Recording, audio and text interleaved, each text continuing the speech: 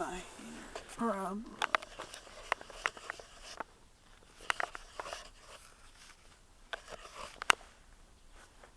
There we go.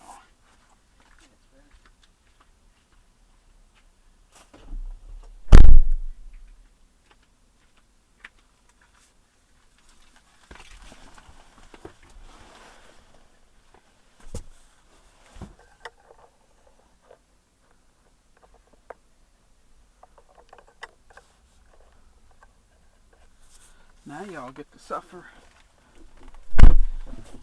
through my talking for the next, what, 2 hours? That's unless my camera battery dies first. So let's get this show on the road. Oh, almost forgot. Darn seatbelts work too good. Too good is the key word. Once my dash goes into, close the garage door. Yeah, we're gonna, well, I'm starting off, just did a little top off charge at home while I was getting, you know, take a shower after work and get ready to go. So we're starting this trip with 175 miles, because I did some running around after work. I was down to about 140, and we're going on a 120. Oh, let me hit my GPS here. I'm using a nice program called Waze on the iPhone. Let's see here. Sand Drift Resort. Calculating route.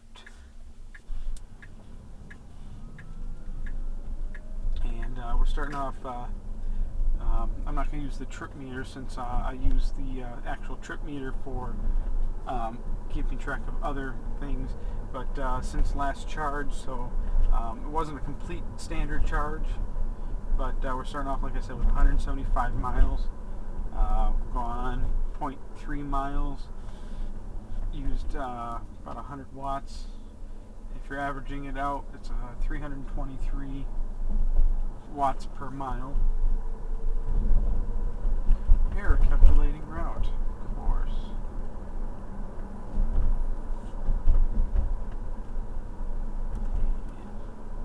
I don't know how much of everything you guys can see. I know you can see my steering wheel, maybe I don't know if you can see my speedometer or not. No, this is the interesting part here. So right now I'm at 197 watts per mile. I haven't even gone a mile. There we go. Energy meter. Entertaining you guys. Once my car goes into night mode, it's a little easier to read the screen. Let's turn the air conditioning on a little bit. I do have the AC on range. Use my rear view mirror. I'm just going to see, because I got the look in my rear view mirror at a reverse screen on a flip camera. Compliments of Aldi's grocery store occasionally has some really nice electronics deals. So just going to see. It's about as far as you guys can see. So you might be able to see my speedo. Let's see if I move. Doesn't make a difference. That's the steering wheel block here. You can probably see me in the eye face in the rear view mirror. I know you can't see my backup camera because I wanted to give you guys, you know, at least an outside look at the drive. This video is mainly to show, well, of course, maybe if you guys would like, it'll entertain some of you followers that have been watching all my Tesla videos or any of my YouTube videos, which apparently my channel's been growing quite insane. Oh, there we go. Stupid question. I was going to ask you guys if you could see my screen. I'm really having some mental issues today. Obviously, you cannot see my screen. well, even if you can, obviously you cannot reply to me, at least not right now. You're always welcome to reply in the comments section, but it's going to be a little too late if you do that. Right now we're on 76th Street in Greendale, Wisconsin, which is part of Milwaukee County. We're going to be coming up on Southridge Mall. There's a Walmart, awesome. Ruby Tuesdays, this one's pretty small, but their food's always good. We're actually going to be stopping at McDonald's for a large $1 sweet tea iced tea. Oh, I love their sweet tea iced teas. And since we're going to be driving about 2 hours, and I'm going to be having to talk to you guys, keeping you entertained and, somehow, who knows how, I'm going to need something to keep my throat wet. And I can't turn on music, because if I do that, then the YouTube copyright Nazis get me. I'm not going through that hassle again. I had to strip all the audio from my whole step-by-step guide on how to install a 100cc big bore kit on a Chinese moped or scooter, depending on what state you live in and what your applicable laws are.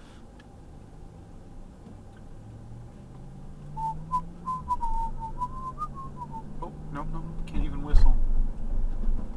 YouTube copyright Nazis got me once just by whistling.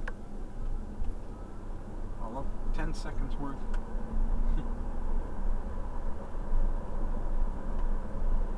So, let's see, coming up on McDonald's shortly. This one used to be called Solid Gold McDonald's, since it was themed like all 70s, or not all 70s, but more, pretty much anything old school.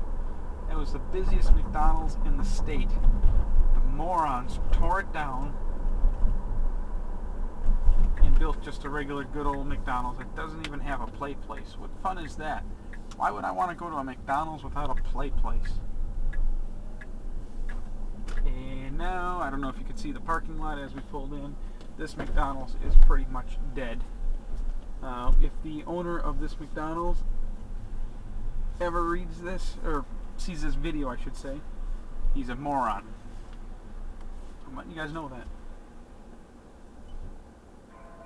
Hi, would you like to try a blueberry pomegranate smoothie today? No, thank you. I will have a sweet tea, no ice. Yes, that is. 106. Gotta pay Uncle Sam. This isn't Chicago. I'd have to pay 109. I missed 7-Eleven's free Slurpee 7-Eleven yesterday. Besides the fact we really don't have any around here.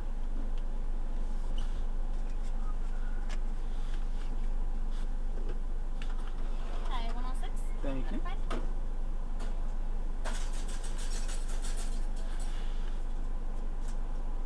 $3.94. Thank you very much. You're welcome. Have a good day. You too. Thanks.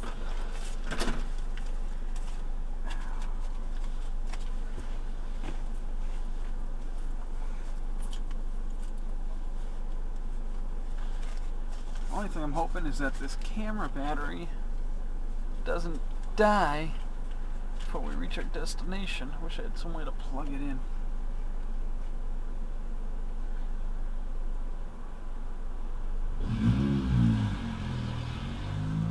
Oh boy, someone had to rev their engine.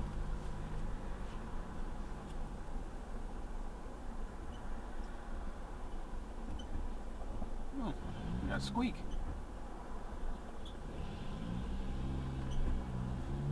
It's not my brakes. Never heard that before. So, thank you. Have a Thank good you. night. You too. Huh, never heard that squeak before. Sounds more like the suspension.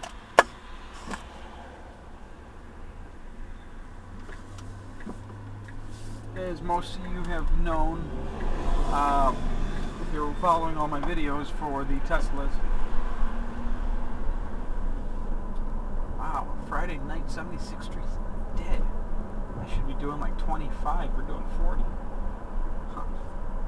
But, anyways, like you all know already by now, I get sidetracked fairly easily.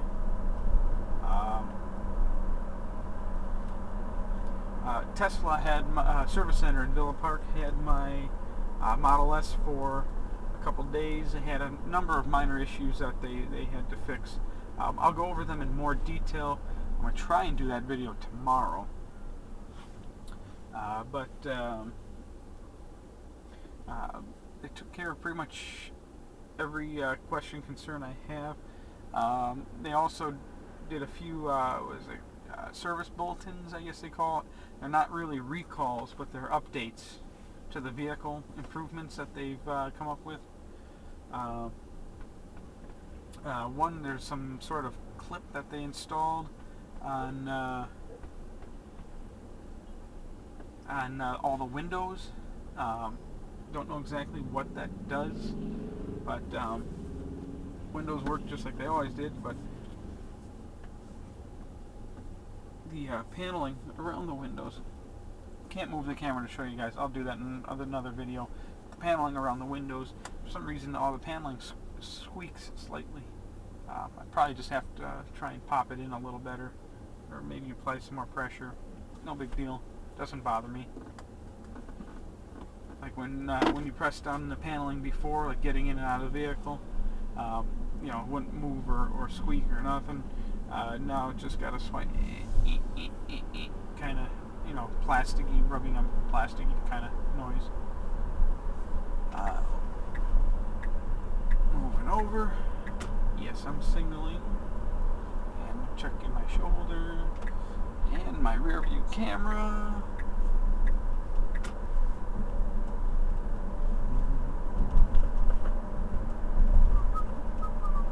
That song stuck in my head.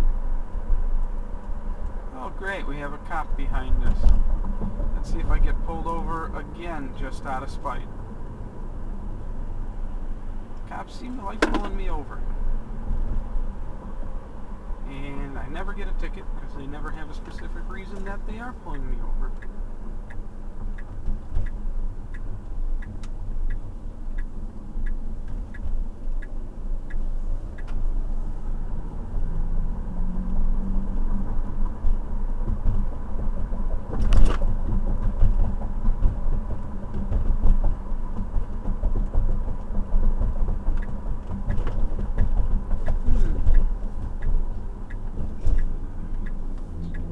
You guys can see this on the video. So far the cops made 4 lane changes and a right turn and a left turn and did not signal a single time. It's also not a standard cop car.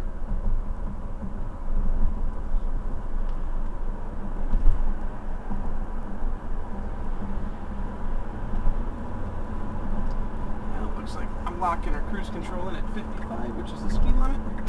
And I'm going to be staying there until this cop is long out of sight. Not that I was going to speed in the beginning. Oh, good, he's moving over in the middle lane now. I'll go up 1 mile an hour. 56 in the 55 zone. He's all the way over in the left lane, which means he is going to be going towards Beloit, Wisconsin,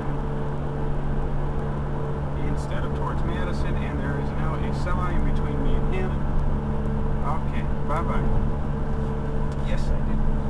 Veer away from the lane. Oh, wait.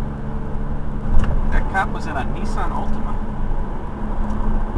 Yes, it was actually a cop and not just a rent-a-cop. That was actually a police squad car. That was a Nissan Altima. Huh. That is different. I do know, I've been seeing a lot of different interesting vehicles popping up lately that have been turned into police vehicles. A couple of them have something that bumper stickers that say this vehicle was confiscated from XXX drug lord, or you know, so on and so forth, or criminal, or confiscated by this malicious group or that, or from this malicious group or that malicious group. It's kind of neat. Holy crap, we've only been driving for 16 minutes. I gotta keep this up for another hour and 44 minutes. I think we're all gonna get to know each other very well by the end of this drive. And I have this tasty sweet tea that I have failed to actually taste yet. And now we are entering a construction zone. We're doing 61 miles per hour. Going up a slight incline. We're using about 30,000 watts. Or I should just say 30 kilowatts. To cruise.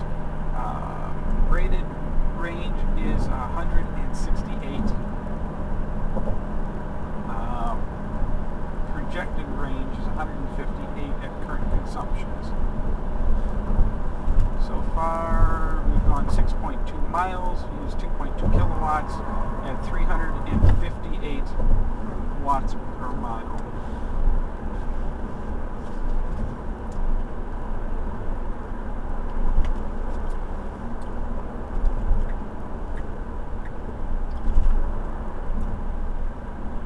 Now we're going downhill. Our watts per mile usage is dropping. We are cruising at about 8,000 or 8 kilowatts. And now we're going uphill again. We're at 20, 30, 40 kilowatts going uphill. Dropping off slightly.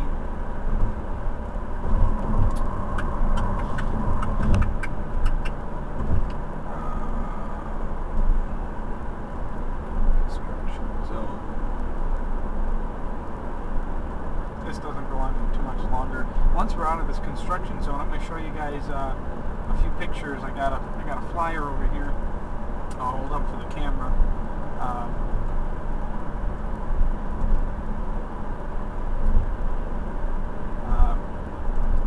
I'm investigating teardrop camper trailers that could potentially be pulled behind the Model S without reducing the range too significantly.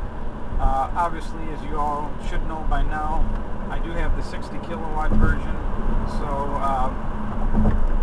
there's going to be a lot more planning going into a road trip if I was pulling a teardrop trailer than it would be if I would be driving the MS-85, just because I will lose range pulling a trailer. They weigh about 1,000 pounds.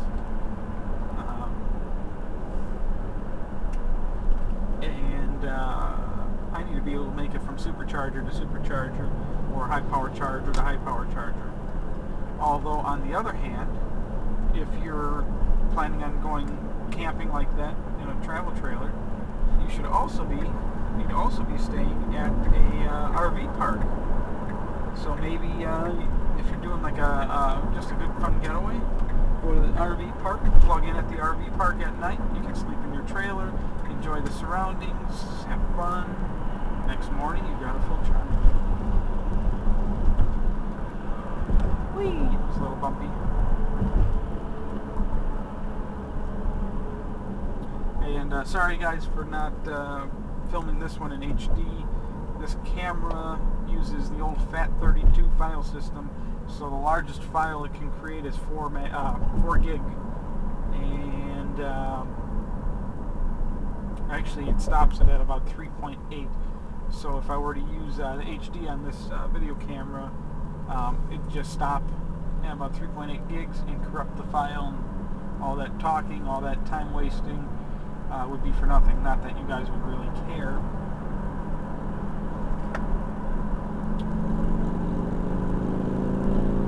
So I'm going to film it in something a little lower.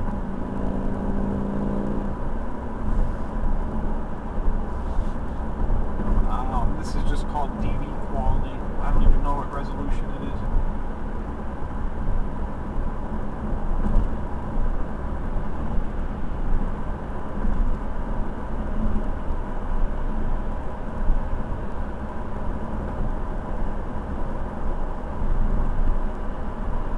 We're just passing the Wisconsin Electric Power Grid, like main substation in this area. I'm going to move over into the slow lane. If all these jerks would stop trying to pass me.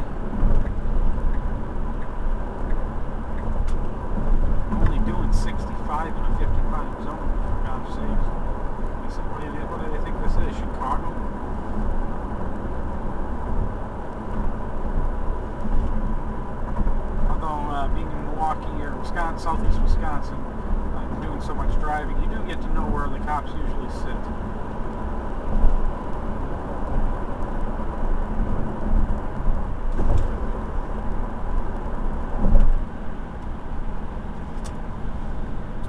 One of my first Model S videos that I posted for you guys was going up this hill. This is an extraordinarily steep incline. I just bumped this up to 70 since the speed limit at the top of the hill is 70.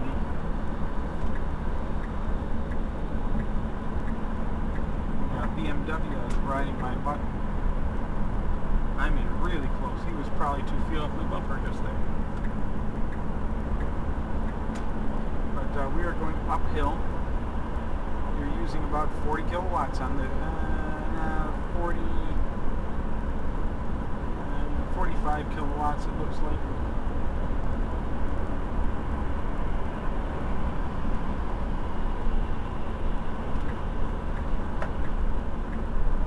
And that's the BMW driver. He's riding right behind me. Very unsafe gentleman. Obviously, if this wasn't going on YouTube and many different younger the younger crowd seeing it, I would use more colorful word choices. Sun's setting. We're at about 8:30. Sun should be down by about 9. It might have a little glow until 9:30, maybe 9:45.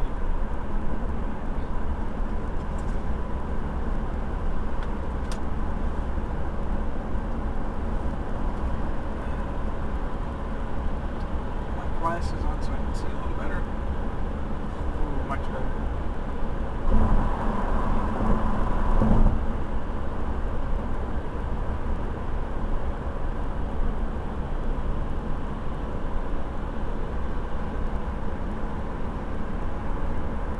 Alright, we're cruising 70 miles per hour locked in, and we are using about 23 kilowatts.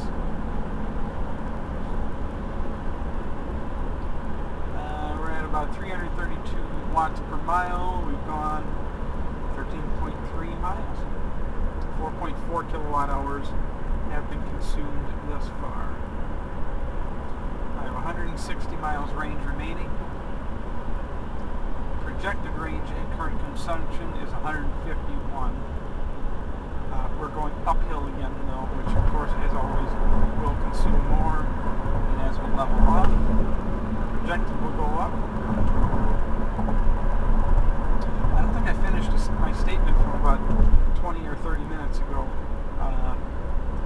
This video isn't so much for my regular viewers as it is just to show you can do a road trip in an electric car. And if this recording doesn't cut out or kill before we get to our destination, I'll even show, popping out of the vehicle, plugging in. Otherwise, even if it does cut out, I will then switch to my iPhone to film the last remaining and see if I can figure out how to use YouTube's video editor since my normal editing skills suck royally. And try and join the two videos together. This is going to be a long video, though, if all goes according to plan. Thank you, YouTube, for unlocking my account for extended length videos.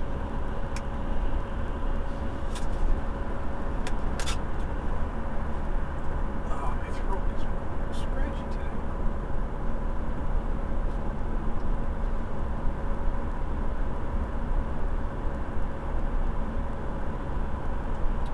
We have 107 miles to go. 1 hour and 38 minutes at current traffic levels.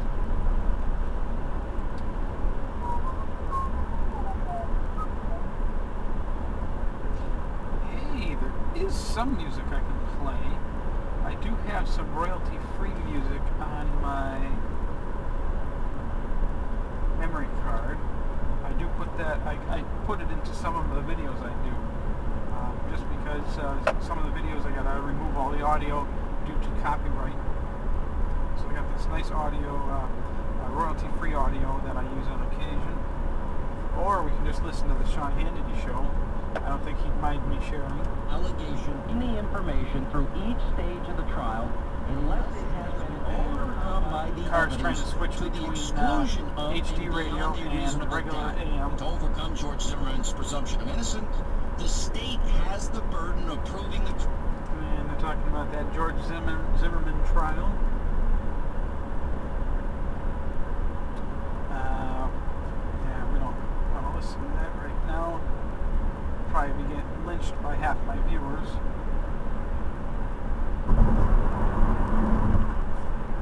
Let's see what we got here. Here we go.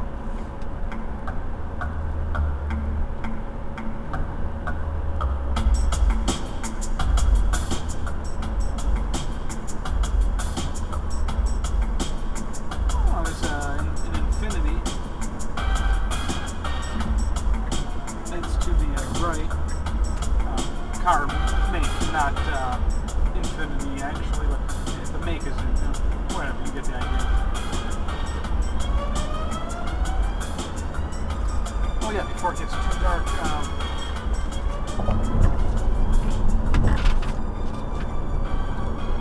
I'm working on teardrop camper trailers, seeing what works. Now there is one aftermarket manufacturer of trailer hitch and light connection for the Model S. I don't have mine yet. I wanted to get all the kinks and warranty issues worked out of my vehicle first, and they seem to have pretty much been resolved. And I will be getting a 2-inch receiver put on the back of this thing. I don't do anything unless it'll either pay for itself or make me money. Right now this car is paying for itself in fuel savings, and I'm going to start using it to make money by using it to deliver my scooters and motorcycles when need be. I got it's about a 100-pound little trailer that I usually pull behind my old Nissan Cube when doing a long-range delivery. And that, my Nissan Cube, which is a little 4-cylinder with the CVT transmission, I did a 5,000-mile road trip with that, pulling that little trailer. I could barely tell it was even on the back. That is the heaviest trailer I've ever pulled with it. But, let's see, 100-pound, maybe 130-pound trailer, somewhere around there, plus a 120-pound motorcycle. Oh, there was that time I had that one cycle in a crate. The big one, it was a 150cc, really huge scooter actually. It was about 200 pounds, so I guess I've towed about 300 to 350 with a Nissan Cube CVT transmission. That's about 120 horse, and it pulled it as if there wasn't even behind it. If that little thing can do so well, and that was also with three adults in the car too. Now if that did so well, I can imagine that the Model S should pull just fine. Now I know it's geared for speed, not towing, but my reasoning is, you know what, I'm shutting the music off. My reasoning is the Model X is supposed to be pretty much the exact same subframe with, for the most part, different body. Now, barring tweaks and whatnot done to it, but it's in the same class, same family of chassis. I know that one's going to be dual motor optional, so you can have rear wheel drive and front wheel drive on each on its own motor. So I don't know if they're going to make towing on the Model X only rear wheel drive, only if you get the dual motor setup. But even if you don't, the Model S is what, 300, 400 horse, and that's horse electric. So in comparison-wise, just with the pure torque of the electric motor, 300 horse electric should be equivalent to like 500 or 600 horse gas, and even then it's still not going to match up, because because it's still like comparing apples to oranges.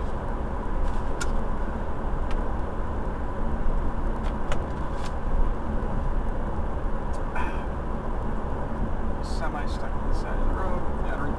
Like using this Waze to report it so other drivers know that there's a vehicle there. Take caution.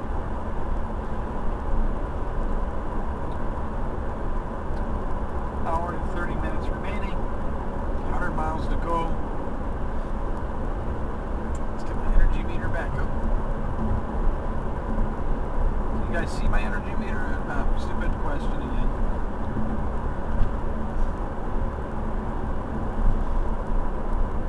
So consumption's at, we're at 329 watts per mile. We've gone 23 miles. 7.6 kilowatts used. Careful, right lane ends. Yeah, now would be a good time to move over people. Oh, come on, speed it up a little. Oh, now this slow guy's going to go in the fast lane, causing that to slow down. This guy getting on the freeway with his big old lumbering SUV is...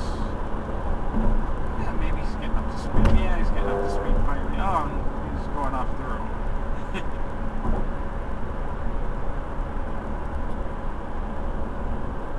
We got an Audi with an out headlight right behind us.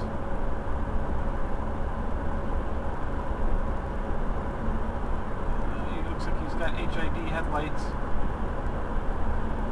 And he's got the LED daytime running lights on as well. You know, the daytime running lights are actually fairly bright. I disabled the, I'm going to have to show you guys, of course, a different video. It's a lot of stuff, you know. Just when I think I've covered everything, I find so much more that I can show you. Like I shut off the headlights and just drove around my subdivision. It's like 3 a.m. No one's around, and there's street lights every once in a while, but daytime running lights on the Model S are exceptionally bright. I'm very impressed. Not bright enough to be considered an actual headlight, but bright enough where they lit up the street actually fairly well. I've actually seen regular cars with regular headlights that weren't even that bright. On my truck, my Nissan Xterra, for some reason I can never get those headlights aimed right, and it's impossible to see. Of course, that thing's been through 2 major accidents, so that's another discussion. Getting a little chilly in here now. Outside temps have just dropped like a rock. It was like 85 and humid today. Right now we are at 74, and it's getting kind of nice out. This is like beautiful weather if it wasn't for the mosquitoes. We're now passing through Heartland, Wisconsin. Oh, and if the video stops recording, just tell me and I'll stop talking.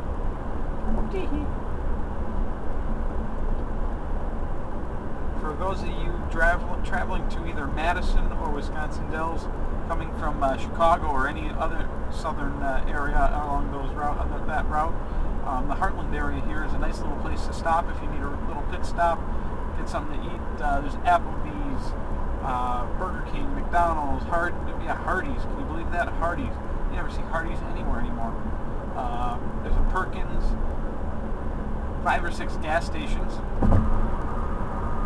for you to pass and point and laugh at. Right there's an Amish barn. That used to be called the Smiley Face Barn. I can't believe the Historical Society did not prevent them from changing it. It used to have a giant googly face, smiley face on it. It was like a landmark. Everybody knew the Smiley Face Barn. Now it's just a good old, regular old plain Amish barn. Blah, blah, blah. Oh, we're only down 2 more minutes now. Hour and 28 remaining.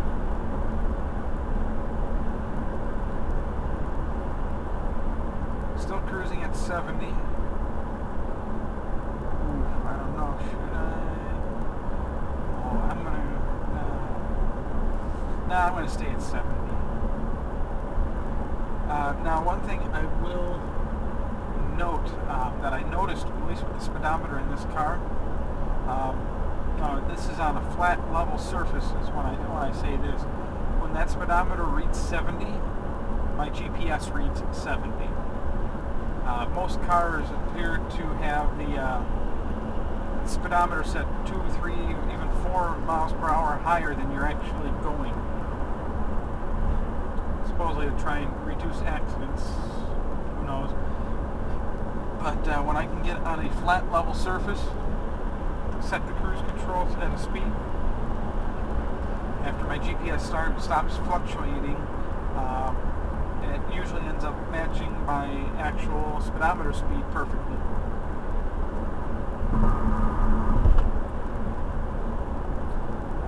Now I thought, when this was at the service center, I thought they'd update me to version 4.5, but alas, I am still on version 4.4. So far I'm happy with 4.4. I don't really want to lose my standard, my range settings. I don't know, I kind of like them. I'm actually using the standard setting, charge setting, as a benchmark of my battery pack. And how I'm doing that is, once a charge is complete, it doesn't seem to matter what speed I charge at, a standard charge ends at 190 miles of rated range. It was 190 miles the day I got the car, and it's been 190 miles every day that I've charged since having the car. We're at 3,876 miles.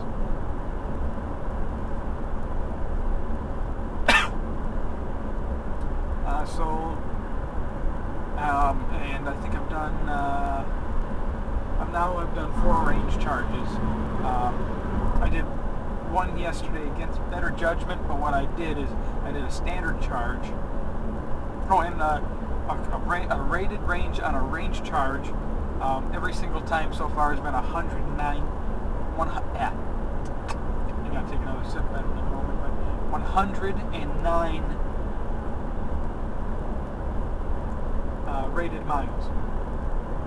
Ideal miles were about excuse me, not 109, 209 rated miles for a range charge. Now, ideal miles came up as like 250-ish, somewhere around there. I like rated; it's a little more accurate because it's based off of, you know, average driving habits, I believe. So that seems to remain the same, as well as my standard charge. All have remained the same every time I charge. I haven't lost any miles. At least after charging, I have not lost any miles due to apparent pack degradation. And I hope I won't lose any miles this quickly. I know it is degrading slightly. I mean, very slightly. Whereas I used to be able to get from my home to College Avenue, which has a little bit of a uphill drive from my home. Obviously, I'm sure most of you do not know where College Avenue is in Wisconsin, or in Milwaukee County. Anyways, I used to be able to get to that, and just as I got to and turned onto College Avenue, 51st and College Avenue, is when I lose my first mile, drop down just due to using energy. Now I lose the first mile, drops from 190 to 189, 25% sooner. I know it's really not a good judge of the distance, but so it shows probably shows because my energy consumption is about the same. So I believe that shows that I have lost a tiny fractional bit of range, possibly. I might not have. It's just that I might have been just changing my driving habits a bit. But I might have also lost probably maybe a quarter mile range. No, not even a quarter mile. Let's see. I'm trying to think. 1/5 of a mile range in almost 4,000 miles. I personally would say that is an acceptable level of pack degradation. Degradation probably would not be as profound on the 85 kilowatt battery pack. Man, I wish that this flip camera would show its battery meter when recording. It does not, only when you're not recording, because I got the screen flipped around so I can actually see the screen in my rear view camera, or rear view mirror.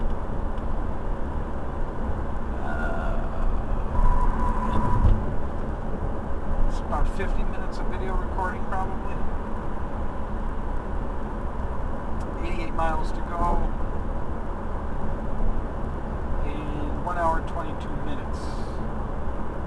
You guys are going to have to suffer through my ramblings.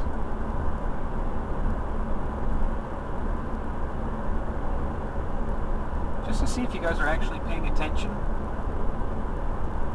If you're actually watching this whole thing, number one, you guys, you're awesome, and I want to be your friend. Number two, you deserve a cookie. And number three, just to see if you're paying attention, type supercalifragilisticexpialidocious in the comment section below this video. Just out of spite, just want to see who's actually watching this whole video, or at least skipped a portion of it. Like I said, this video is for those that do not believe electric cars can be used for road tripping.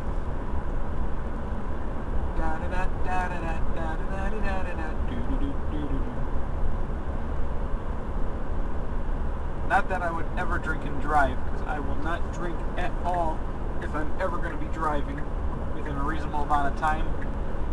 That's one thing I'm very anal on. A lot of Wisconsinites love to drink and drive.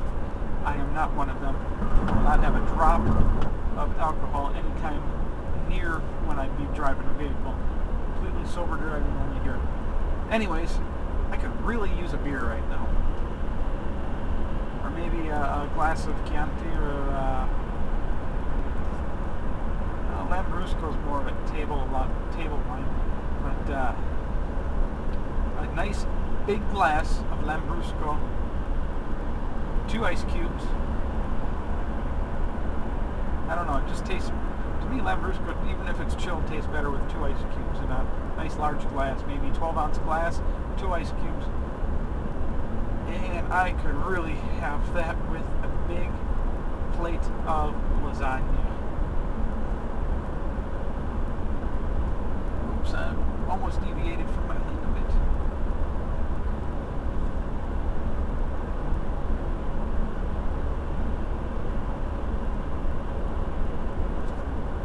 There's a music fest.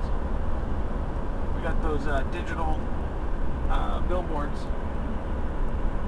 Oh, it's at Ho Chunk Casino. Yeah, I like those digital billboards. You can see at least 3 or 4 ads before passing one. Ho Chunk Casino in Wisconsin Dells. I'll probably be going there tomorrow night. I also have to give them some credit. Some of you might already know that Potawatomi Casino in Milwaukee, Wisconsin, has paid for a portion of my Tesla. And I'm going to go over into the slow lane because there's no one else around. But these other people from Chicago that don't know what a speed limit is pass me when they finally catch up. But I also have to give credit to Ho Chunk Casino for paying another portion of my Tesla. Ho Chunk paid about $10,000 of my down payment. Potawatomi paid about $20,000 of my down payment. And right now, Potawatomi is making the majority of my car payment. Or they did make my car payment last month, $730 at 1.74% interest rate. That was Pentagon Federal Credit Union. And tomorrow night, I'm hoping Ho Chunk will be able to make July's car payment.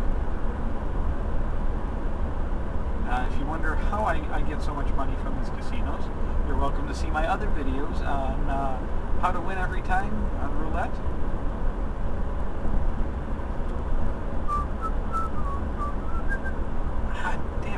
song in a commercial probably last night, and I can't get it out of my head.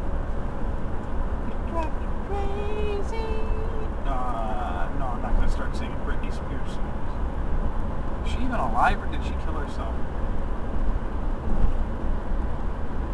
Oh, never mind. That was South Park. She killed herself. No, yeah, that was South Park. Yeah, Britney Spears is still alive.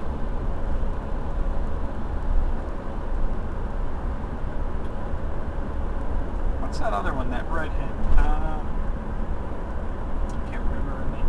The other one that keeps getting all coked up. Who am I kidding? What Hollywood teenage star isn't all coked up?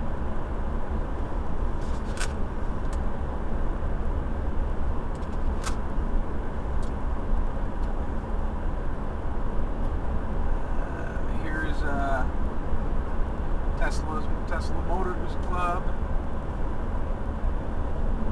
Browsing works pretty good.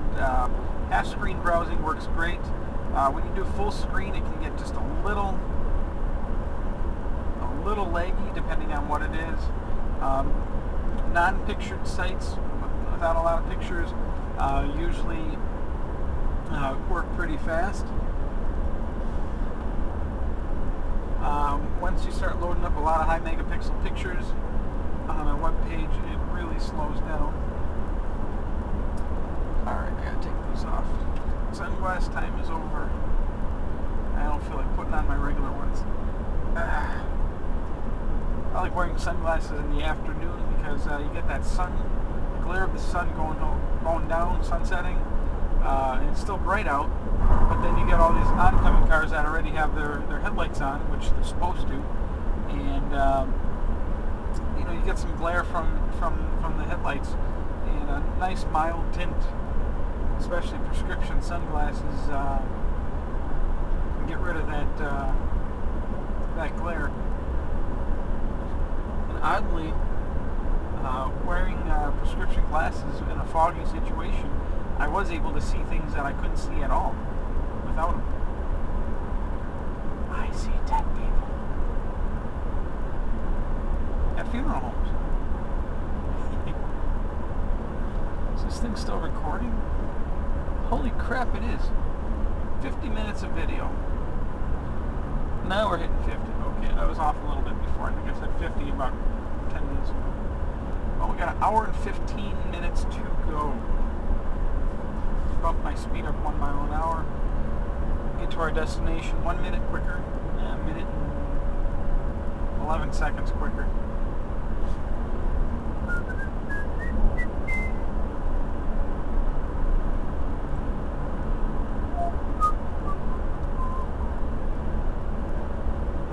Now,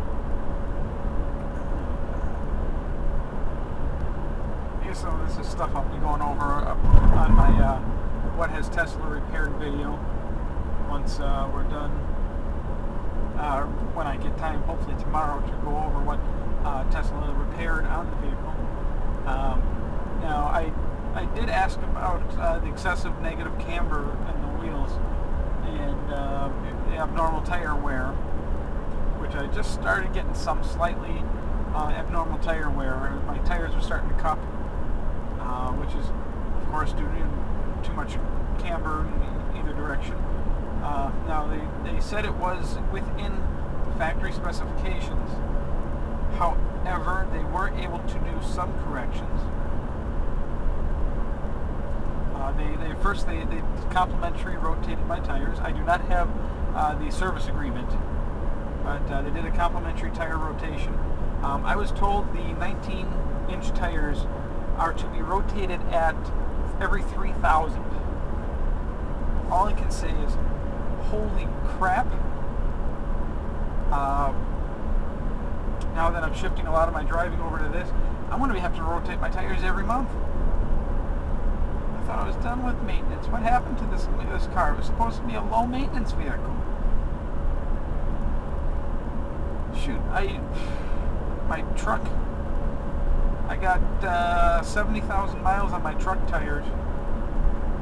I've rotated them once at 30,000. Each one is wearing perfectly even. But there's no negative camber in that vehicle. is slightly different since they did, they complimentary rotated the tires, and then after they did that, they did a complimentary alignment. They said since it was in specifications, but they were able to bring the toe in, so that way, or the toe in, whatever. They were able to adjust it slightly, so now we're at the maximum, or a minimum amount of negative camber that the vehicle's designed for. Hopefully it will extend the life of my tires. Now, if you do need 19-inch tires for this vehicle, those of you out there, Tire Rack surprisingly has the exact same tires Tesla's putting on. They're Goodyear, I forgot the exact / whatever miscellaneous model, Eagle Performance or something like that. If you go to Tire Rack's website, punch in 2013 or 12 or 14 Tesla Model S, and select all the tires that fit for this vehicle. They'll come up with all the different sizes, and then if you arrange your search with the lowest cost option, Tire Rack's got tires for this car for $130 a pop, the exact same ones that are on here right now. That's cheap, and I am contemplating buying a full set, because I don't see these tires lasting very long. And I personally do not understand the negative camber that they have these wheels set at. Now I know it increases handling and performance, but a lot of us aren't really buying these. Obviously, some people are buying these to have fun with. I'm not saying I'm not having fun with it. I'm having a blast driving this thing. But some people are driving these to have fun with and just beat the heck and take on country roads and floor it, take sharp corners. Great. Let them have as much negative camber as they want for the handling.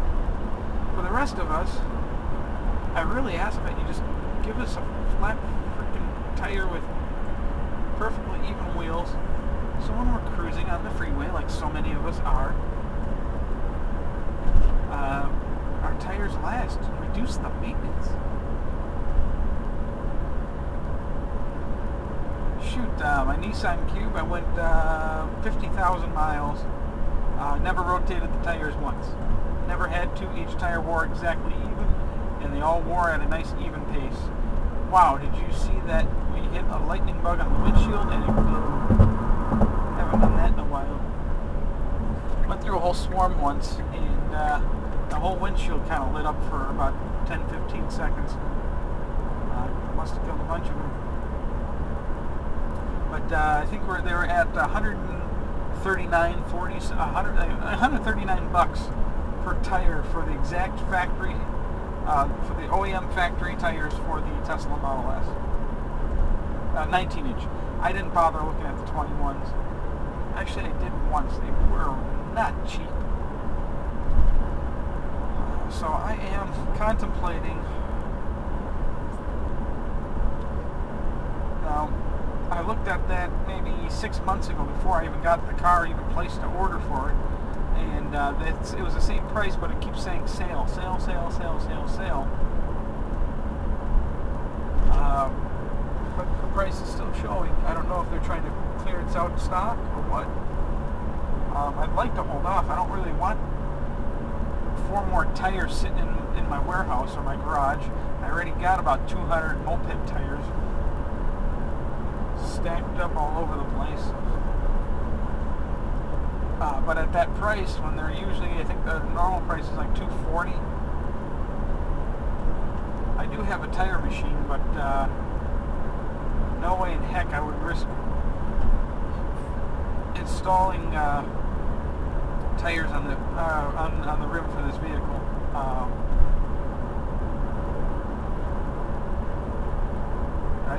Our tire machine's ancient, works like crap. It's great for doing junker tires, your Honda Accords, some stuff with steel rims you don't have to worry about, or like my Nissan Xterra work truck. Does not do well with these lower profile tires. And also along the signs of the excessive tire wear on the Model S. All the different ones, both the 19 and 21 inch tires. A family member has a 2000.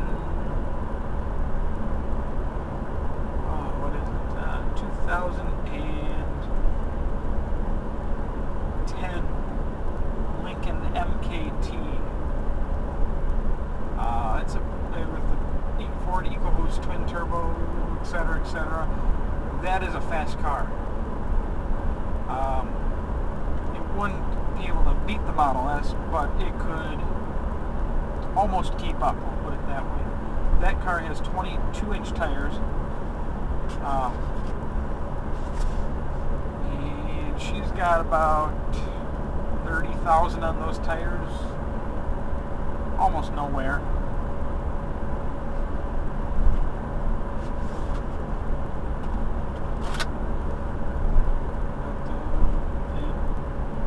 We just passed the rest stops. Take a quick glance. Oh, yep, the video's still going. We're at an hour. Wish I could shut the screen off and save some power on this camera.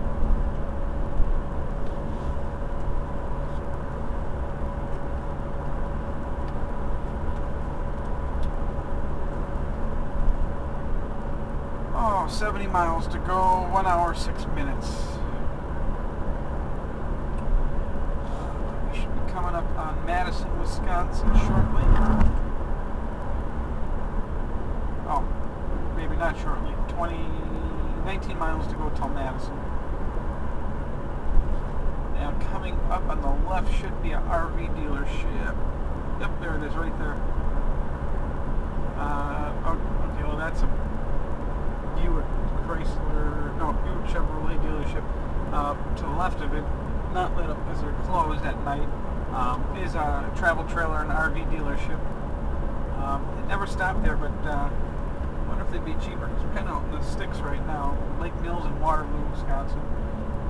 Waterloo's actually a bit of a drive to the right, probably about 20 miles off the freeway. Cut through there a few times. McDonald's, Quick Trip. I like Quick Trip. Good gas. Even better gas now that I don't need it.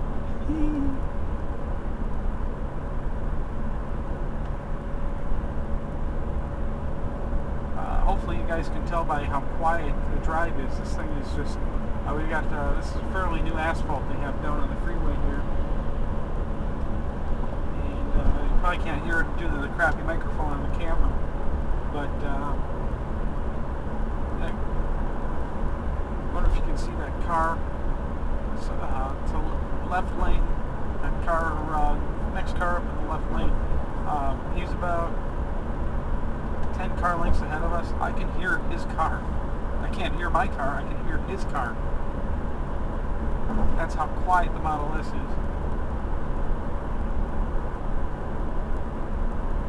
Let's pull the window down a little bit. Yeah, there's some wind noise with the window down. Let's see. Pop the map up there.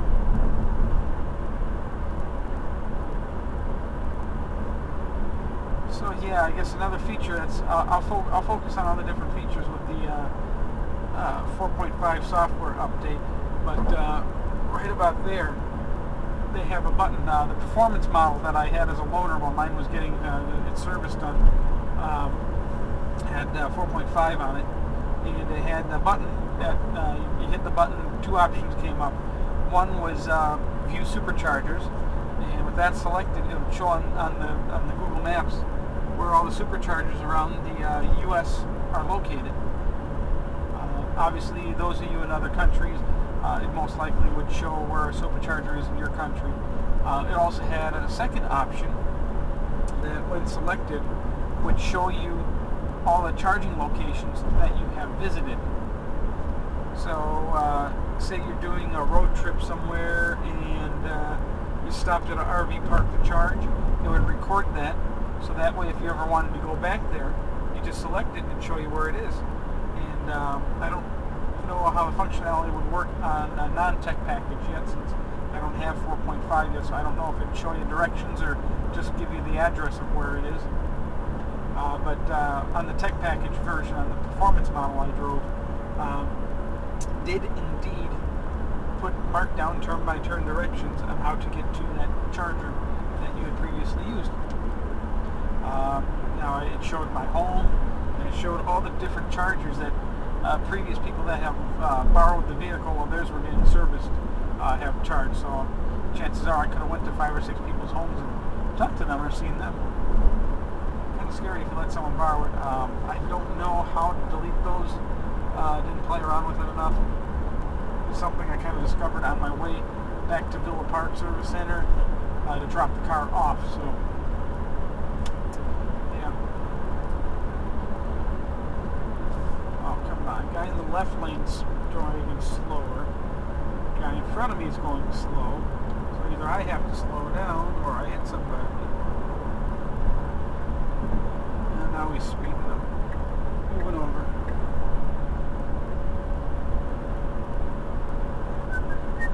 Energy.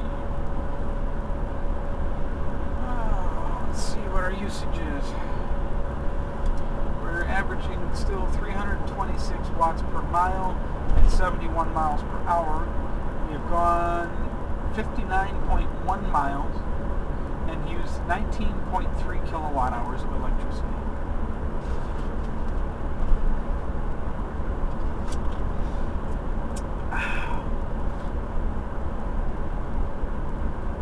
Now originally I was contemplating purchasing the 40 kilowatt battery pack, which if you have not noticed, some people may not have noticed, but the 40 kilowatt pack has been discontinued reportedly due to lack of interest in such a small battery, which I suppose if you're going to go with the 40, might as well just buy a Nissan Leaf.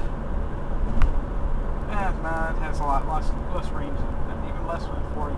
Anyways, I was originally planning on going with a 40 because the reported range on it was supposed to be like 140 or 150 or 160 miles, somewhere around there, which I just wanted to get from Milwaukee to Wisconsin Dells. I make that drive at least once a week. I needed to be able to get there, get from Milwaukee to Greendale, actually, Greendale to Wisconsin Dells, Wisconsin. It drives 125 miles from my home. So if I left with a full charge from my home, I'd hopefully be able to make it. Now, because I don't need a full charge, I can do just that, and I'm talking range charge with the 40 kilowatt pack, and I just make it, or at least reportedly based on the Tesla range numbers. Now, when I first got this car, first couple times I drove it, obviously I unplugged it from home. By the time I rolled up to the charging port at Sandrift, where we're going, I had used about 45 kilowatts of my 60 kilowatt battery pack. I had like 30 miles range left. I have got that down. My average right now is about 36 or 37, sometimes 38 kilowatts depending on traffic, which means I might have been able to do it regularly with the, at least until the battery starts grading with the 40 kilowatt pack. Problem being is even with the 60 kilowatt battery pack, even with the 60 kilowatt battery pack, the world's not perfect, not by a long shot. Because I don't get to just leave from home to go and do a straight shot right to the Dells. I gotta go from home to work, which adds 16 extra total miles to the trip.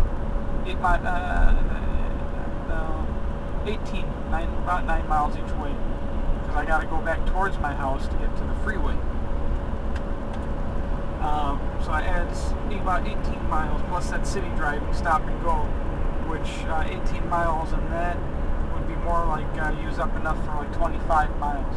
So right off the bat, on a standard charge, I chop off 25 miles. now I gotta add on another 128, 125, 128, somewhere around there to get to the Dells.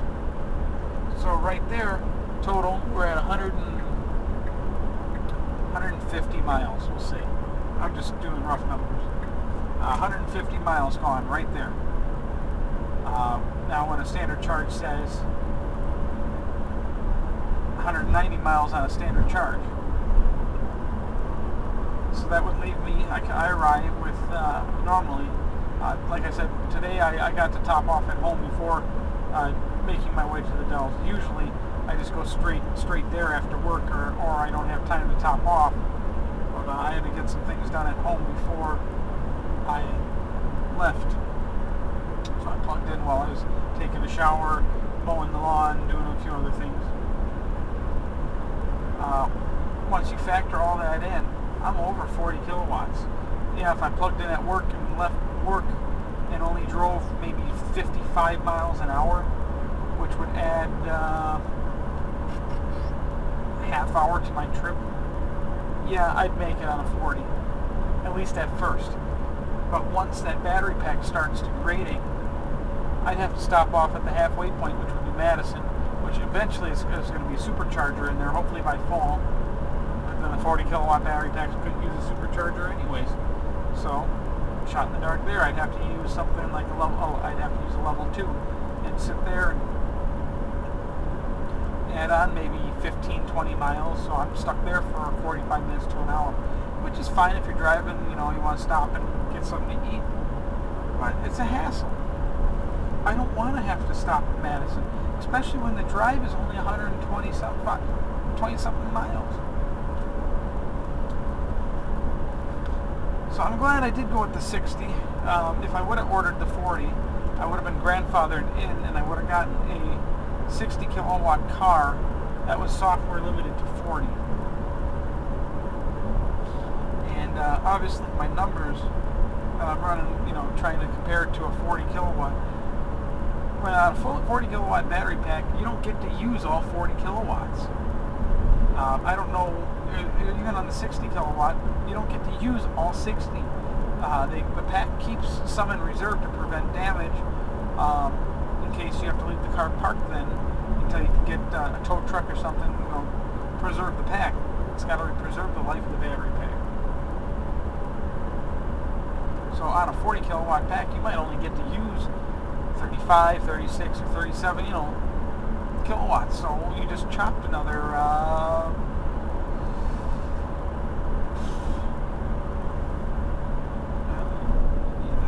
you chopped maybe 15 miles off the pack.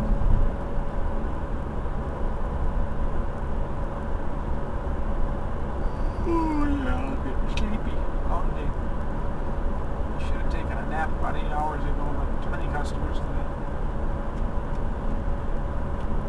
So, while I hate to see Tesla remove the option of a 40 kilowatt pack, because there are a lot of people that don't need a long range vehicle, but they still want a good, reliable, real car. Not saying that the Nissan Leaf or the Chevy Spark EV or the Ford Focus EV or the Toyota RAV EV aren't real cars, but they don't provide the kind of function that the Tesla does.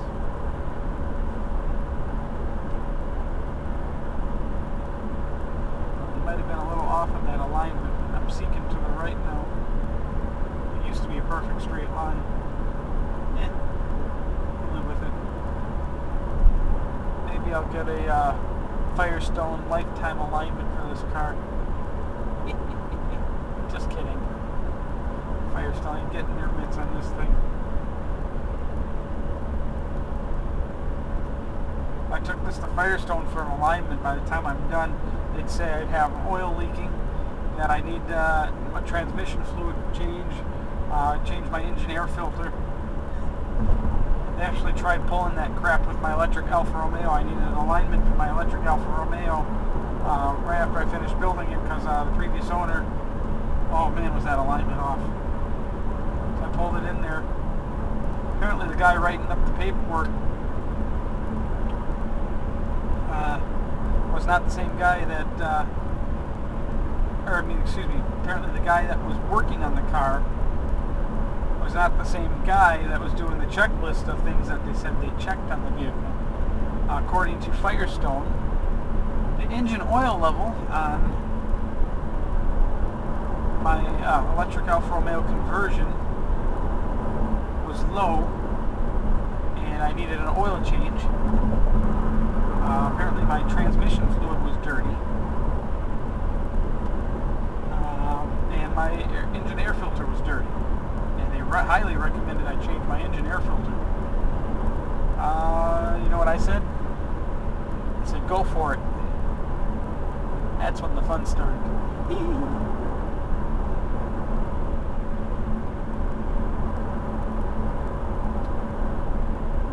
They were pretty packed that day. When the service manager came back in, and I asked, hey, is there a problem? He's like, yeah, it's an electric car. I said, yeah. And I said, how did you check all these things on this list without knowing that it's an electric car? I said, if you're checking all this stuff off saying I need this, this, and this, how did you come to that conclusion without even checking it? And of course, he just kind of mumbled, blah, blah, blah, blah, blah, you know, kind of stammered a little bit, and couldn't give a coherent sentence as to an explanation of how. Of course, we all know why, you know, Firestones, Jiffy Lubes, Fast Tracks. Quick oil change places, gotta make a buck.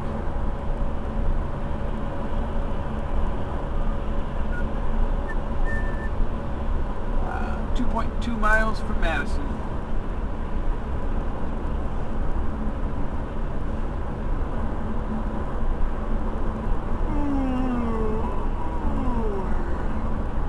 Madison, Janesville, 2 miles. Actually, our turn's in 1.8.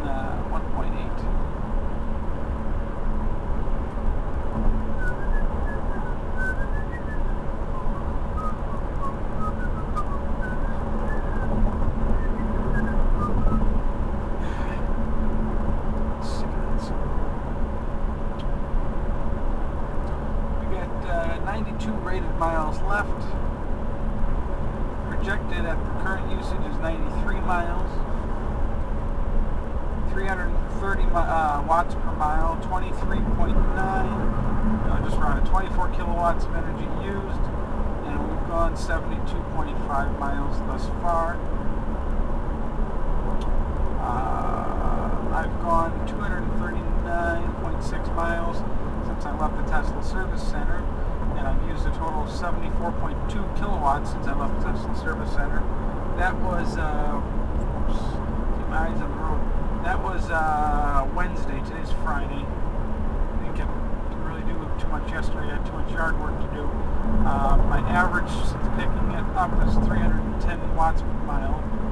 Now, my lifetime on the vehicle, I got it with about 12 miles. Police reported ahead. Oh, police reported ahead. Where are we looking? Let's see how out this way is out.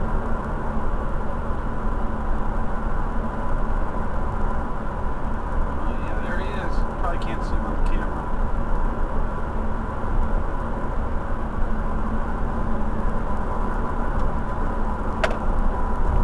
Hopefully the camera doesn't tip over on this turn. It's an uphill right-hand turn. It wants to tilt your car the opposite direction so you roll over. I've actually seen a few rollovers on that hill. A few Ferraris on occasion.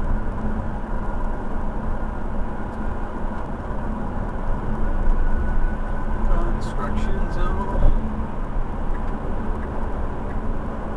In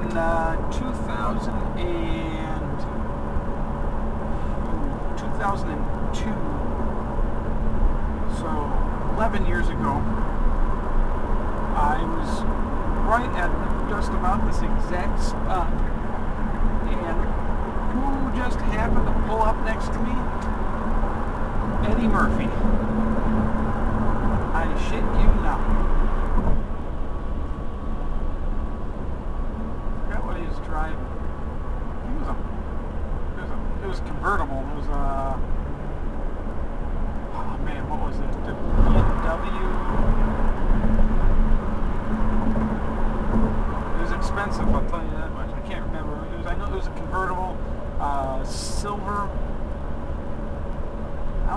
driving. No, he wasn't driving. Somebody else was driving. He was in the passenger seat. Some other guy was driving over. It was definitely Eddie Murphy. I looked over. I kind of squinted. I'm like, you know, one of those things like, is that who I think it is? And he looks over and waves and smiles back. That's kind of neat. Who else have I seen on the freeway here? He's probably going to Wisconsin Dells for a little R&R. I don't know if he was doing any movies around here. Milwaukee, I saw Johnny Depp. They were filming.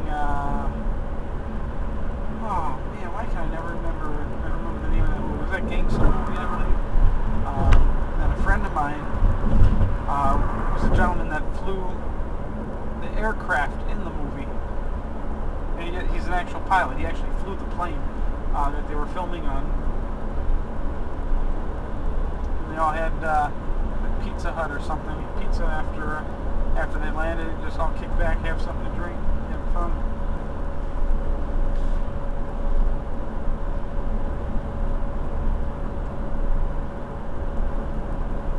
I always seem to be in the right place at the right time when it comes to meeting celebrities. I played roulette with Rammstein in Las Vegas this past winter. Took me a while to realize who he was, because he's generally not the person you'd want to really think that you'd see at Caesar's Palace. I was expecting more or less to see Penn and Teller again wandering around Caesar's, but no, it was Rammstein came in with a little entourage, lost some money. Looks a lot smaller in real life without all his stage makeup on.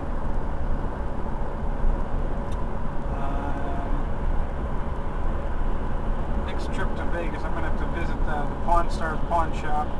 Is it Las Vegas Pawn they call it, or something like that? We did custom artwork for a charity auction at a car show, Four Wheels Car Show.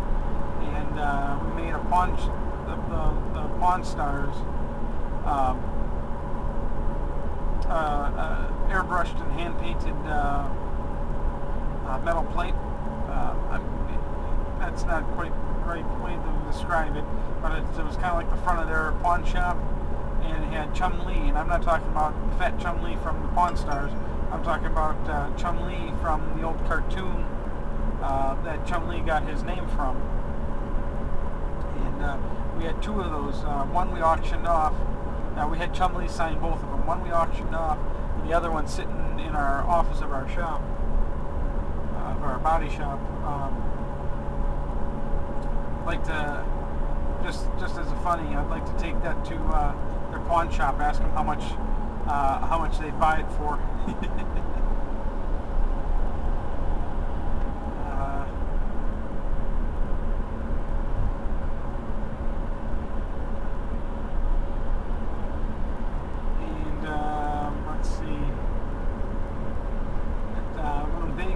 We got some good cars in Vegas.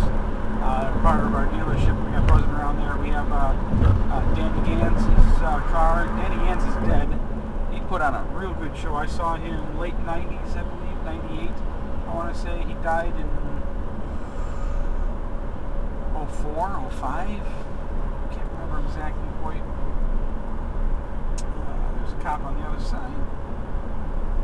Yeah, we got Danny Gans's car. I think it was a Ferrari. My buddy Paulie's driving that around down there. And he won somebody else's Ferrari. We got the Danny Gans's car. We won it.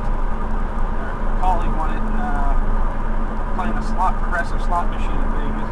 He always wins something. He always gets the best luck.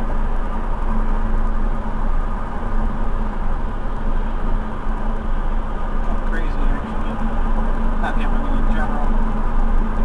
Despite the last time I was there, because our schedules kind of didn't work. He was out of town most of my last trip to Vegas. It was hilarious. I was leaving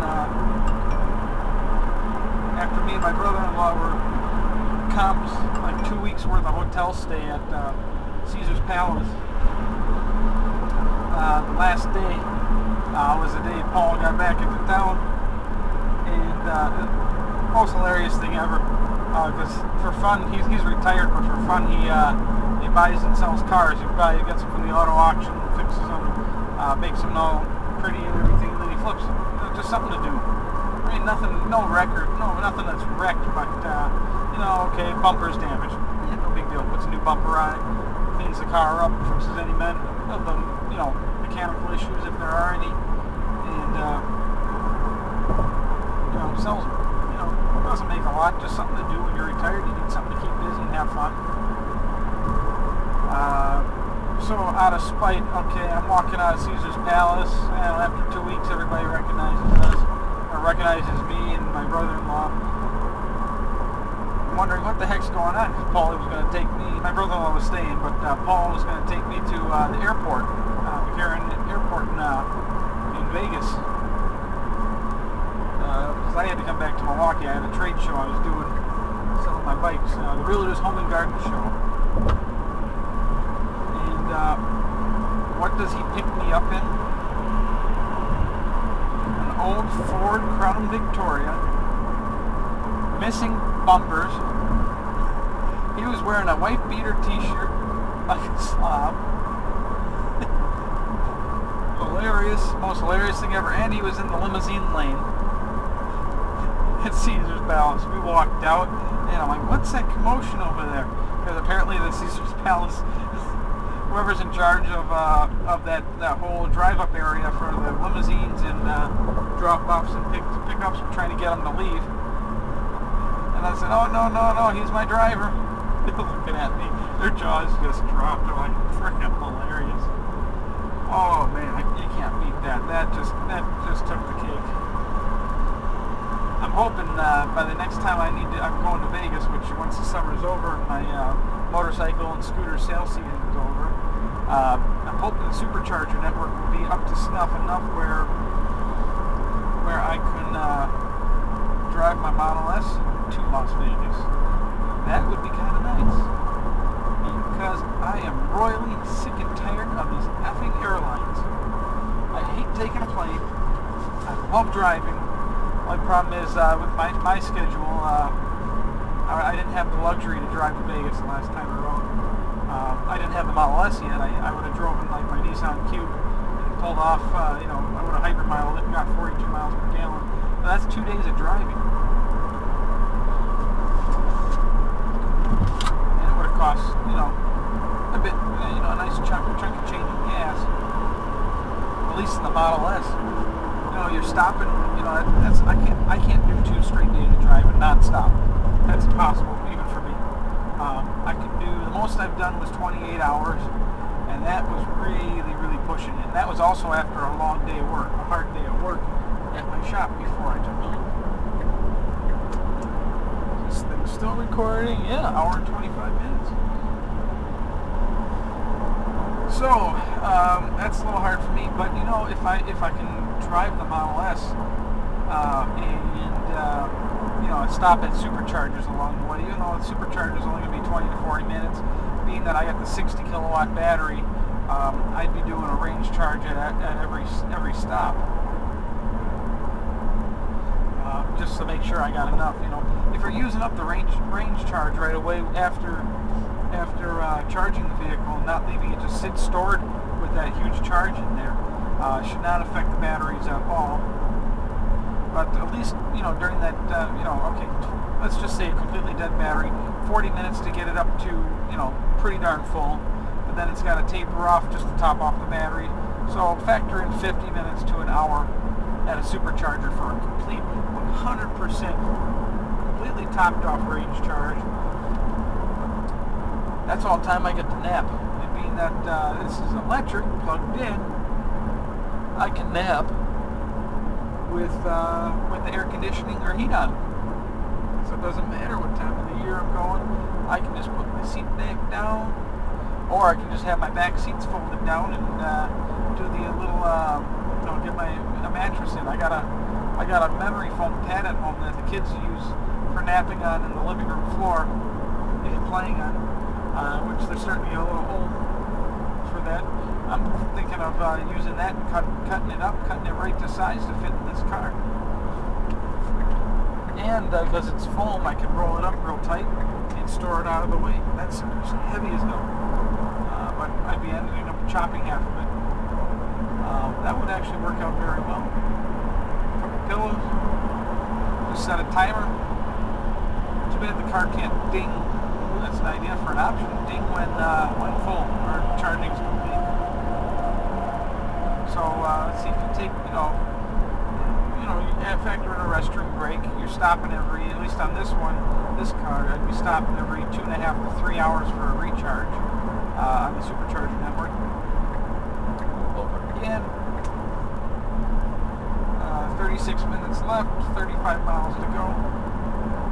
Every 2.5, 3 hours, okay, if I'm at supercharger for 50 minutes to an hour, factor in 15, 20 minutes for refreshing oneself using the facilities, restroom, and just take a half-hour nap. Vehicle finish, and then you hop back in and off you go. Doing that, it's very doable. You won't need a hotel. It's even better if I could tow a teardrop trailer behind me.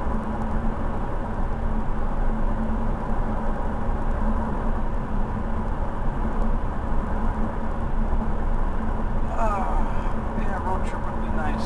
What I really want to hope, not really so much Vegas, I got enough airline points. I just keep getting bumped and bumped and bumped. It worked out for the best last time, but if they would have bumped me a third time, due to weather in Minneapolis where I had a connecting flight, if they would have bumped me a third time, I would have been really ticked off because I had to get back for a trade show, because the trade show went Friday, Saturday, Sunday. The trade show was closed Monday and Tuesday, and then opened on a half day on Wednesday. Well, my brother-in-law was in Vegas already. He's a professional gambler. So I flew to Vegas Sunday night after the trade show closed on Sunday. I was only supposed to be in Vegas 12 hours. I was supposed to, 7 hours. I was supposed to get there at midnight and then hop back on the plane again at 7 a.m.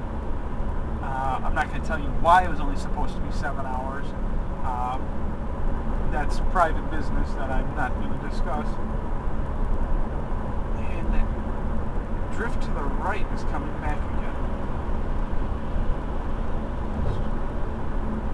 It seems to get worse. Or be getting worse. Anyways, I was only supposed to be there for 7 hours to conduct some business that I'm not discussing on YouTube. But I got bumped due to the weather that morning, which at least they could have did was call me before. I spent all that time to get to the airport, go through security, get to the gate, and then say, oh, yeah, just as I walked up to the gate, hours before the flight was supposed to take off, oh, my phone rings. Yes, Mr. Leslie, your flight's been delayed and canceled. Oh, cool. Told me that a half hour ago. It was $30 on cab fare and other fare and this fare and that fare. No big deal. I went back to Caesars. Worked out for the best because Caesars Palace made a nice contribution to my wallet. Won't tell you how much. just in case the IRS is listening or watching. Who am I kidding? The NSA is listening and watching. Stupid ass Obama administration. Anyways, Caesars Palace fattened my wallet a little bit. I was supposed to then leave at like 10 a.m. on Tuesday, something like that. Get there at 10 a.m. on Tuesday. Mr. Lassie, your flight's been canceled again.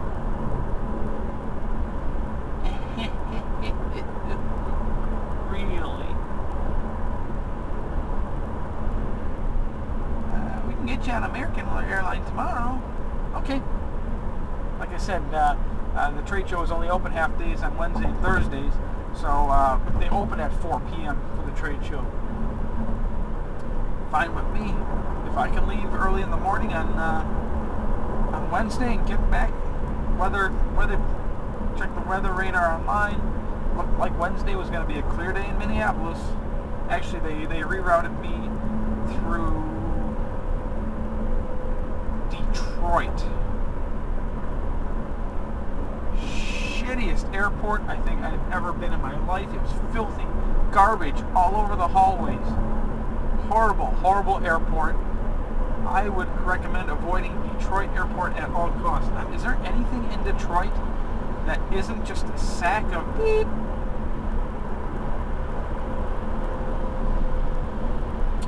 Semi slowing down. I'm moving over.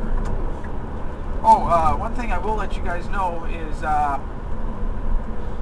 don't bother drafting semis with Model S. The drag coefficient is so low in this car. Drafting a semi did absolutely nothing. I've drafted semis in tons of different vehicles. Nissan Xterra truck, that really helped.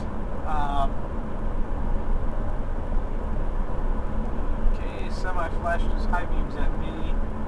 Actually, I don't know if it was me or the semi in front of him.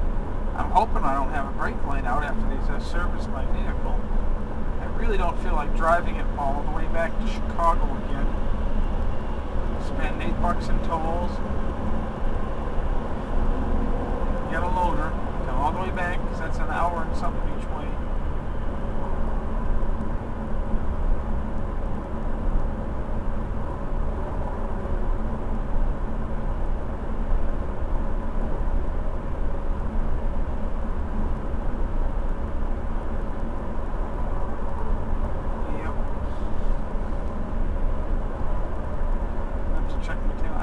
Seeing anything out. Does the lights stay on after you exit the vehicle? I'm pretty sure I saw everything on last night. Maybe he was just flashing that it's okay for me to move over. Because usually you flash, you know, if a semi passes you and they want to move over into your lane, you flash your lights, your high beams real quick once or twice, and that signifies to the semi driver they have indeed passed you far enough and it's safe for them to move over. Because sometimes, you know, semis, you know, can't always see the best around them.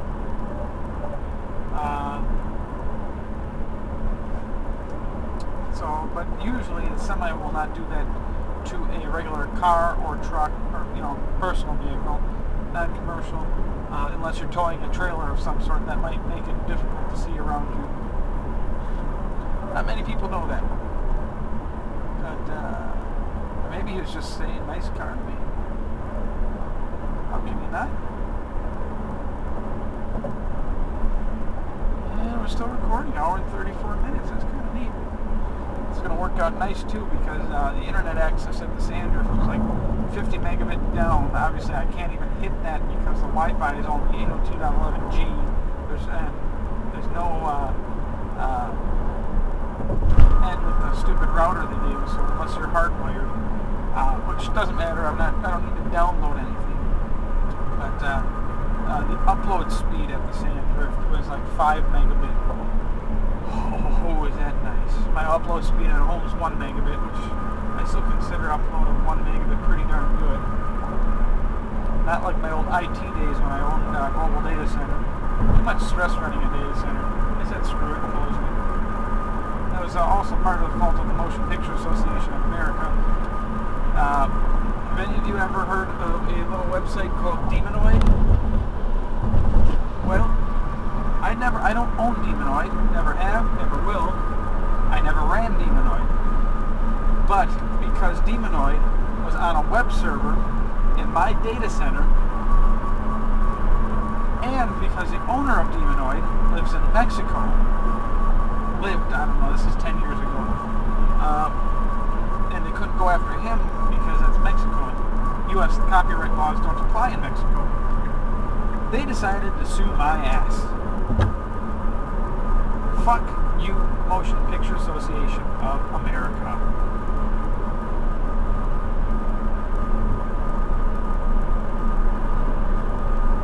And do out-of-court settlement. Long detailed story. Was I protected under, what's it called, ISP protection law?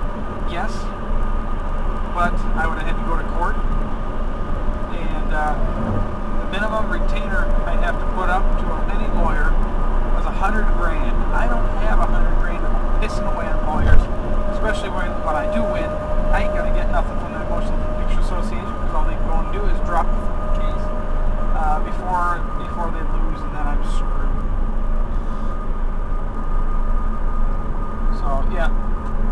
that's that.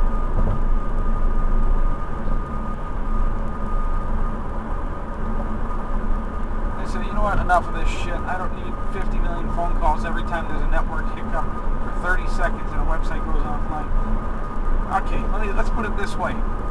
If you're paying less than $100 a month for web hosting, and if that website goes down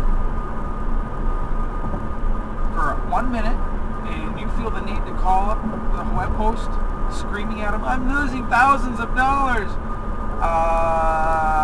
Stop being a cheap ass and pay a decent fucking sum for some really decent web hosting.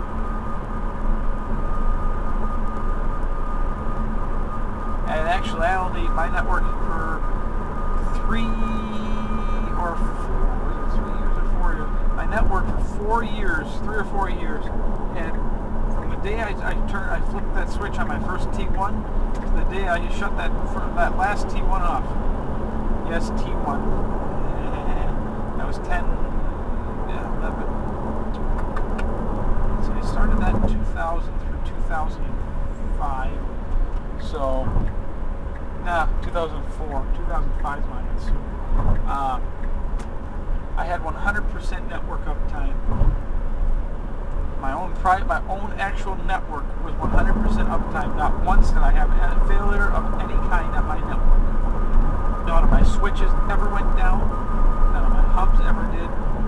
There was the occasional, I'd switch things around to make my network a little more efficient. Literally, I'd have the cables all set to go, where it literally was unplug one cable, plug in the next into a Mac of a server or a switch. Total outage time for that was less than 1 or 2 seconds. Not enough for anything, the servers even to realize they went offline.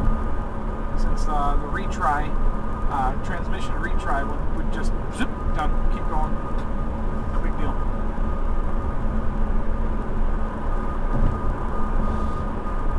Oh, is this recording yet? Yeah, hour and 40 minutes. Man, the 6-year-old battery in this camera is really holding up. All these, you guys have some great products. Start making them again. I don't know why all these doesn't have any of these goodies anymore. It's all cheap crap now. Other countries have good products out of all these.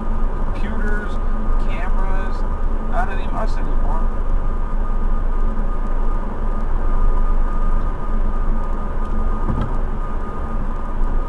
Yep.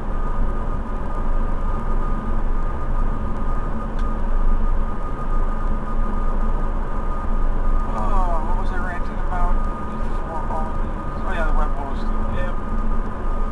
And of course, a lot of people still used IRC 10 years ago. Man, does that just kill networks. When someone feels the need to denial of service attack a IRC server, man, that just brings the network down. At one point, a DOS attack took down a multi-gigabit connection between Chicago and Milwaukee. It actually was so big. I used Cogent for my bandwidth. It was dirt cheap, and surprisingly, Cogent was actually a very decent provider. Once you get past all the hidden fees, but apparently, a denial of service attack was so powerful, or so massive, it took out a couple gigabit connections from Milwaukee to Chicago to Milwaukee. It actually impacted, because there's a major peering point downtown Milwaukee. I actually had a 42U rack in the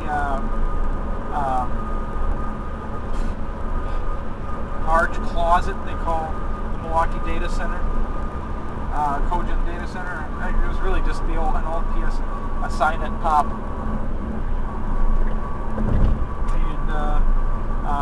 And Time Warner to Cogent Communications handoff. Apparently that denial of service attack even affected Time Warner's network. Slowed down all the cable internet access customers. That was, I want to say 2003.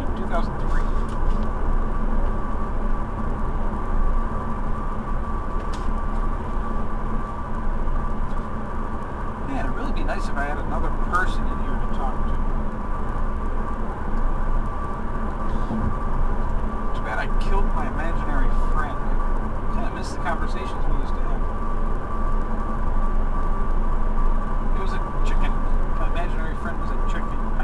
shot him with a bow and arrow the day he pushed me off my roof. Don't ask. I have issues. I admit it. I don't deny anything. Well, we're 21 minutes from Wisconsin Dells, 18 miles to go to the Sandra Resort. I'm having trouble keeping this thing in a straight line. Wide awake now.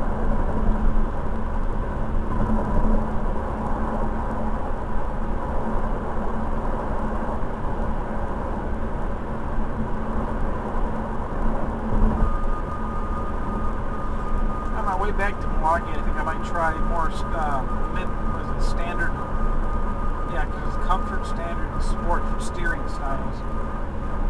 I might probably try standard. Usually I like the sport. You don't have to turn the wheel as much to make it as much of a correction in your, your direction. But it's also more touchy. You turn it a little bit, you can go wandering quite a bit more.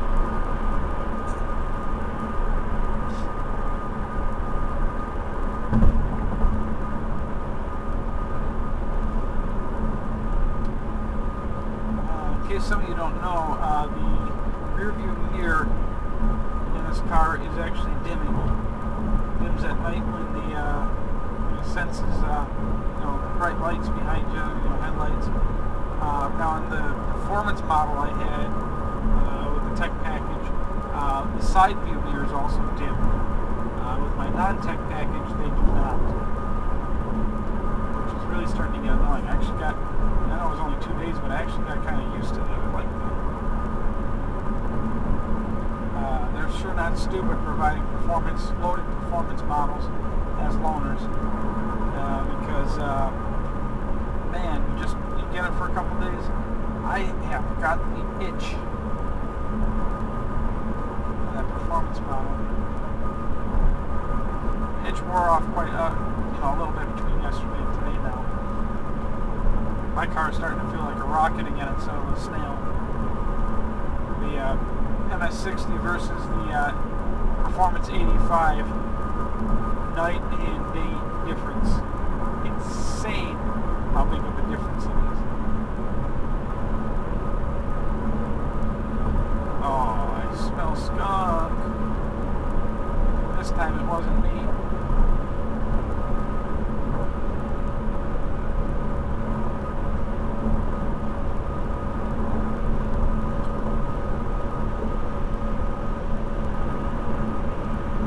License plate says Wild Tree. What that's supposed to mean? Hidden meanings and license plates. I decided not to get a custom plate for the Tesla, at least not yet. I would like a Tesla license plate frame, but they always seem to be out of them. I never get one.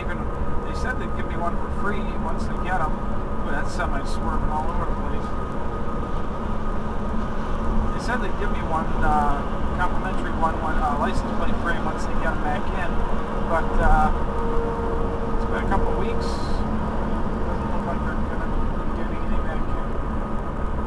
Maybe I'll go. Might be going to Gurney with a friend next week. Gurney Mills Mall on Thursday next week with a friend of mine. I might just take a little side trip to Skokie Mall store and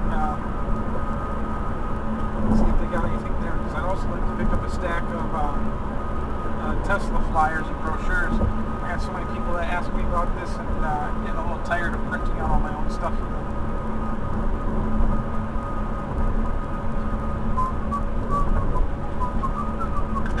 Damn it again.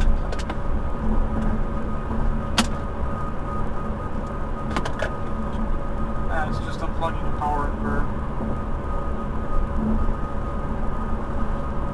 I weed whacked my yard before leaving, and I don't like leaving my battery chargers plugged in all over the weekend, because some of those chargers for like weed whackers and stuff, they're high amperage for faster charging. They're really hot. I just don't like doing that. So I brought the charger and the battery with me, because it's also nickel cadmium batteries, older one, Also picked up that weed whacker at Aldi's. It was 39 bucks. Came with 2 batteries, 2 spools of string. Works awesome. Lost one of the batteries. I think my dad borrowed it once a couple of years ago, and when I got it back, I don't remember ever seeing the second battery, and he claims he never got one to begin with. Whatever. So nickel cadmium, if you leave it sit discharged, they grow what's called whiskers. And when those whiskers start growing out on the inside of the battery, it's internal. It's not something that pops on the outside, to the outside of the battery. But if you put a short on the battery, it's like shortening the battery out, and it can drain it. That's why if you have an old nickel cadmium, say drill, that you don't use very often, if you leave that battery sit on the shelf for a couple days, it'll be dead. That's because that battery has grown quote unquote whiskers. And the only way it really will work regularly is if you charge it immediately before use.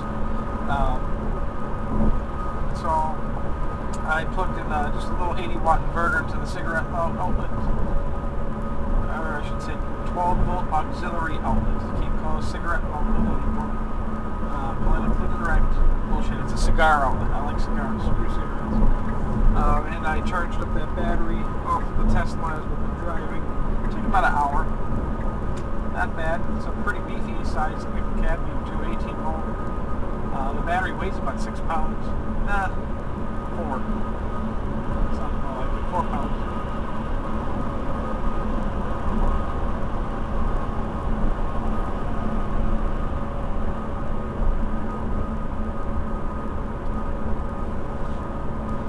So that's all charged up. Now, is this recording? Yeah, hour and 50 minutes almost. Hopefully this will make it towards the end. Man, I'm having such a hard time keeping this in a straight line right now. Let's switch over to, let's try standard for a little bit. Wow, instant difference. That's one thing, is that does take instant effect.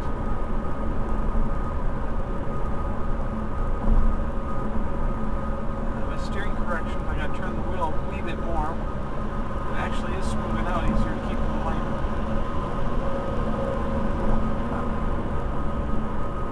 Use this setting more for long freeway driving. I did try Sport last week, Comfort last week. I hated it. Made this thing feel like an old Lincoln Town Car. I should say, correction, an old 1980s Lincoln Town Car limousine. That's what it felt like. It felt like I was driving a bouncy boat. Bouncy land boat.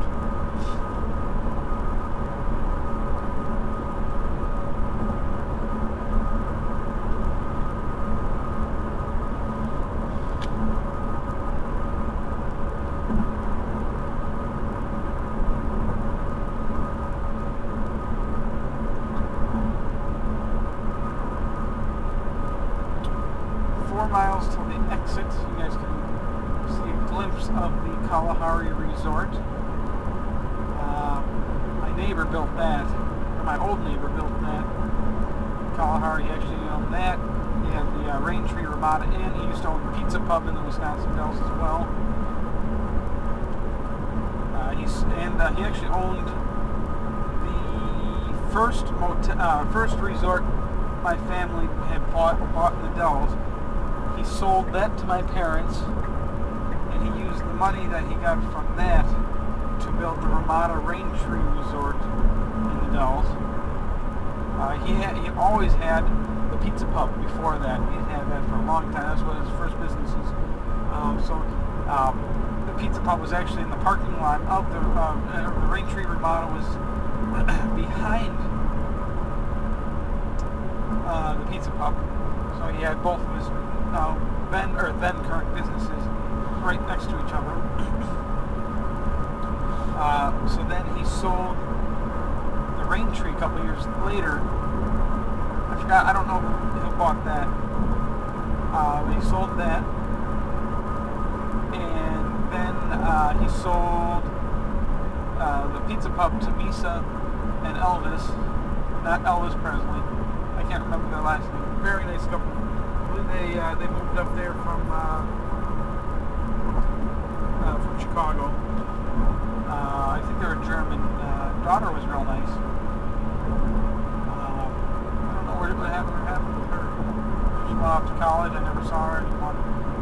moved back to Milwaukee.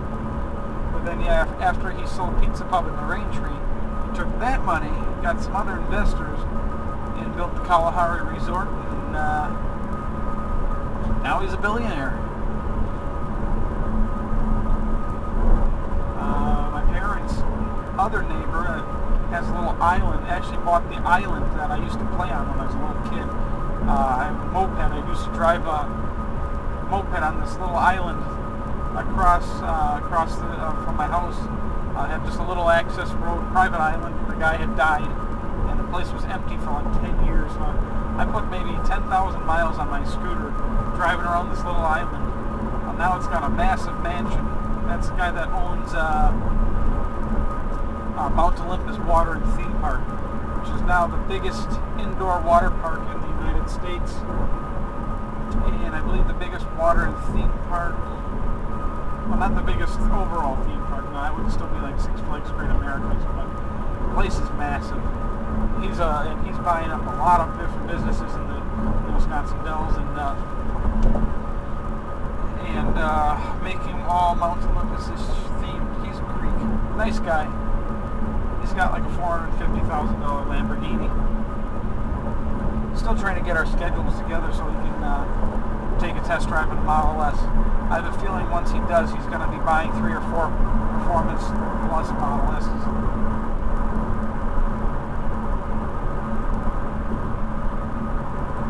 Oh, here we go.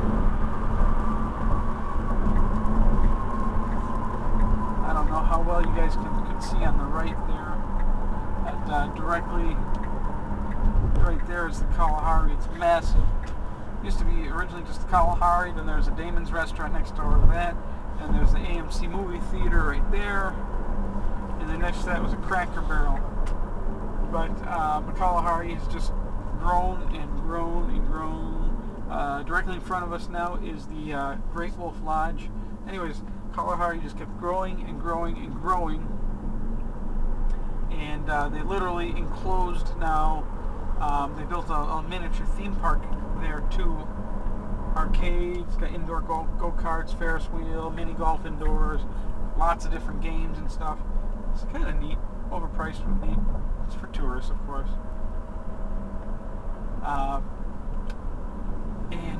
They built that between the Kalahari and the Damon's sports bar restaurant. Then they kind of actually enclosed Damon's inside the Kalahari. They just kept building around it, literally adding onto the vehicle, turning it into one giant building. And then they didn't stop there. They kept going. They also built in, enclosed it into the AMC movie theater. It's kind of like the Borg. You know, all your base art belonged to us. They just assimilated business after business. They did not get the Cracker Barrel. That one's still freestanding. It looked kind of odd.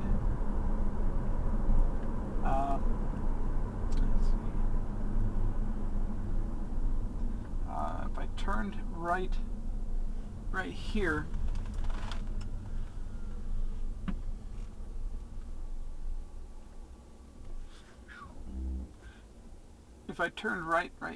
I could take the back road over on the other side of the lake to get to the sand drift. It'd be